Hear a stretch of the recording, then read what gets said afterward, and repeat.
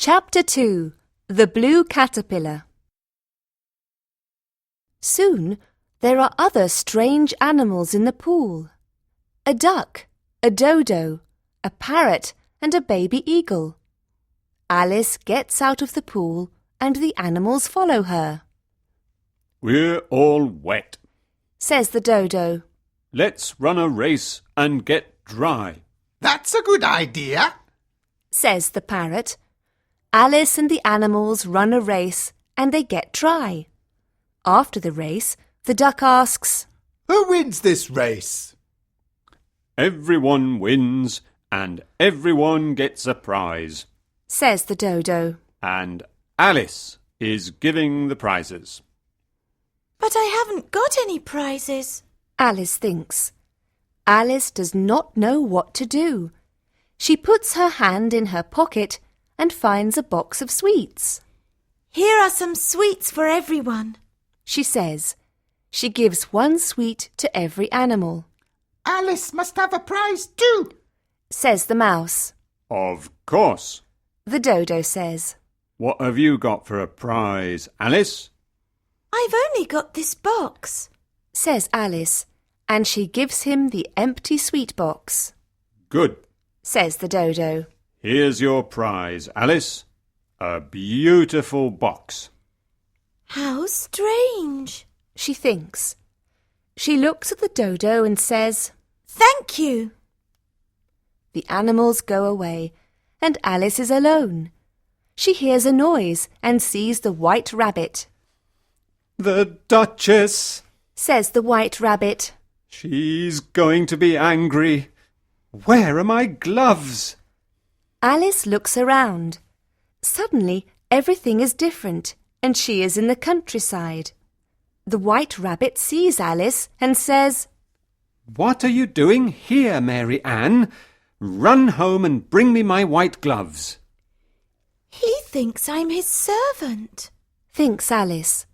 She runs to the white rabbit's house and gets his gloves. Then she sees a bottle on a table and thinks, Every time I eat or drink something here, interesting things happen. She drinks it and starts to grow. She is now very big and puts one hand out of the window of the house. Mary Ann, where are you? Asks the white rabbit. Where are my gloves? He tries to open the door of his house, but he can't because Alice's arm is against it. The white rabbit calls his gardener. Pat, Pat, where are you? "I'm here, sir," says Pat. There are other animals near the house, and they want to help the white rabbit. Come and help me, says the white rabbit angrily. What's that in the window, Pat? "It's a hand," says Pat. A hand? Says the white rabbit. What are you saying? Listen to me. We must burn the house. What? Shouts Alice. The animals are silent for a moment. Then they throw stones through the windows. The stones become little cakes. Alice eats some of them and becomes small. She is happy and runs out of the house. The animals try to catch her, but she runs away into the wood. Alice sees a big mushroom in the wood. On top of the mushroom there is a sleepy caterpillar. He is smoking a long pipe. "Who are you?" He asks quietly. I don't know, Says Alice. My size changes all the time. Now I'm very small. "I don't understand," Says the blue caterpillar. I can't explain.